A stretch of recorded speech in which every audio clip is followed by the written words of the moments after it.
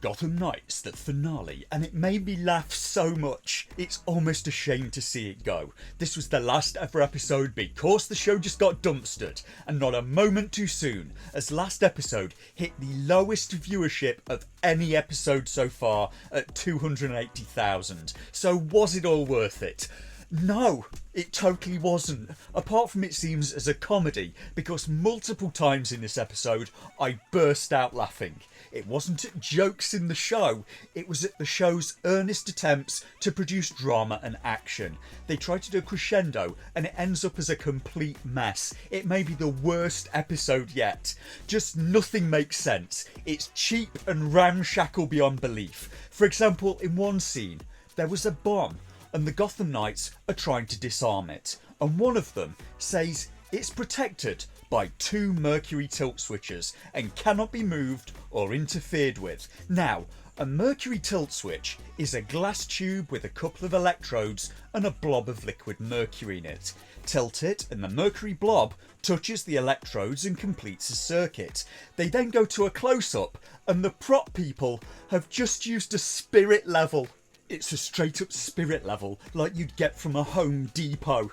Maybe they couldn't get a real Mercury tilt switch. Maybe they didn't want real Mercury around on set because it's dangerous. Okay, why do the close-up shot at all?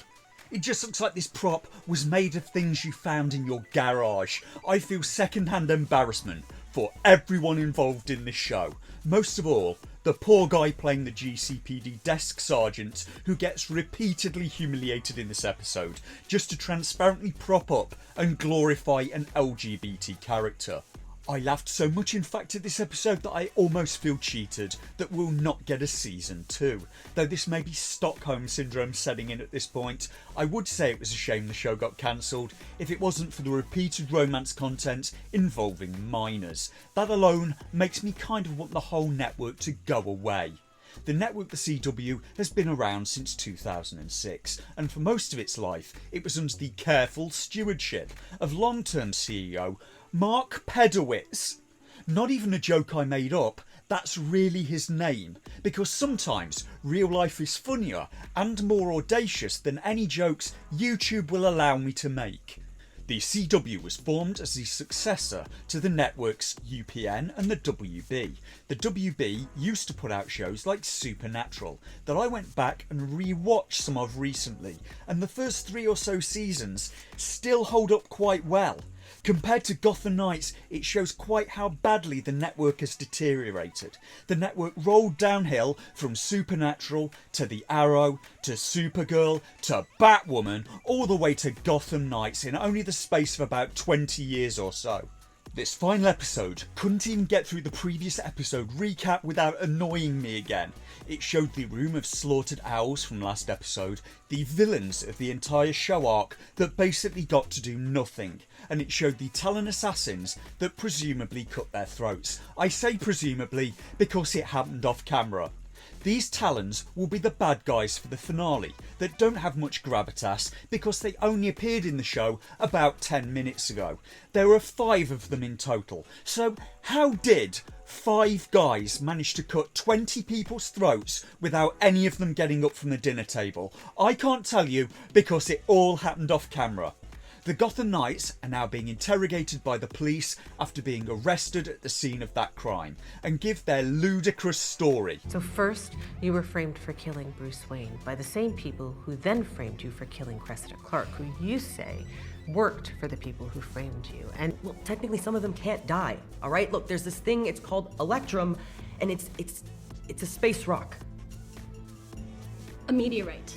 They do not even mention the video they have of the owls and Cressida Clark. The show just forgets about the entire plot line from last episode. It amounted to nothing and it never comes up again.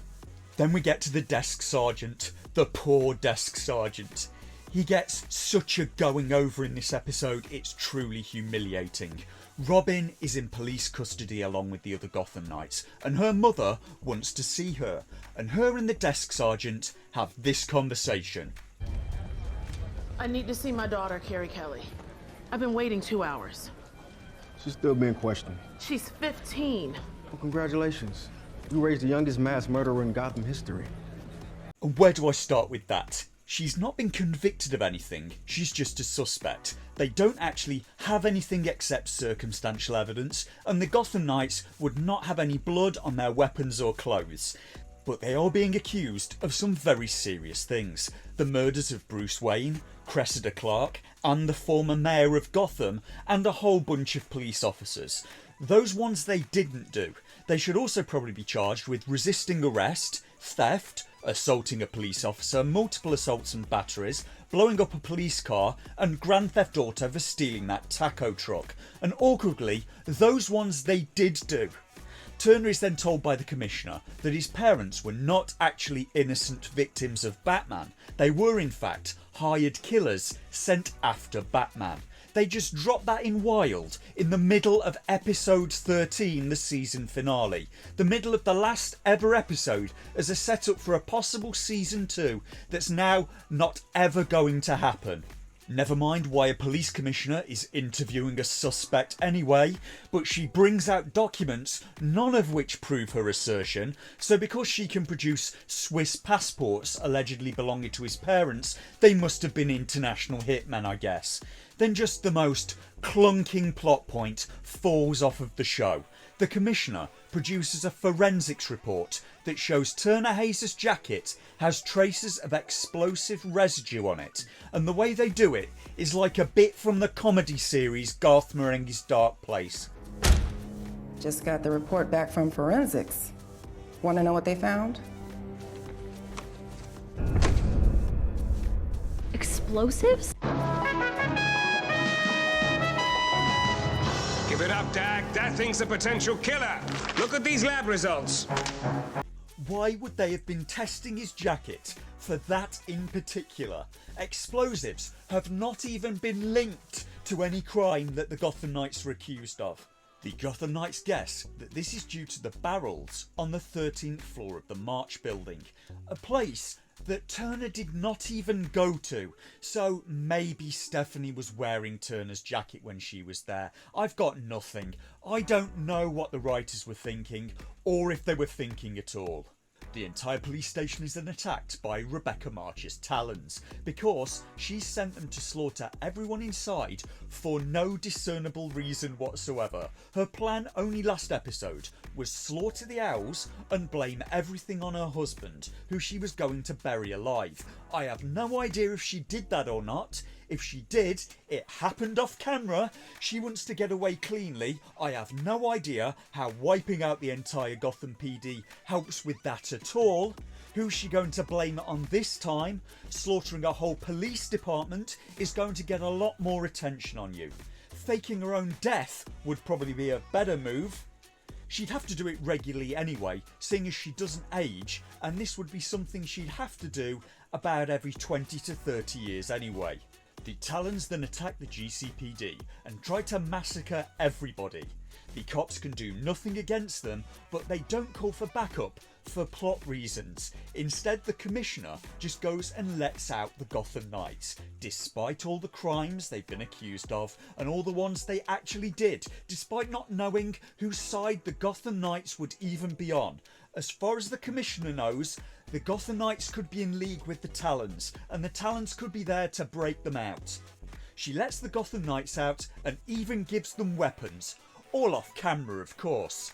The Gotham Knights then beat the Talons easily, using weapons the GCPD seized from the Batcave that they've mostly never even used before. I guess Stephanie had also been practicing with an extending bow staff too somehow, and the poor desk sergeant is about to get taloned. Oh, who can come in and save him?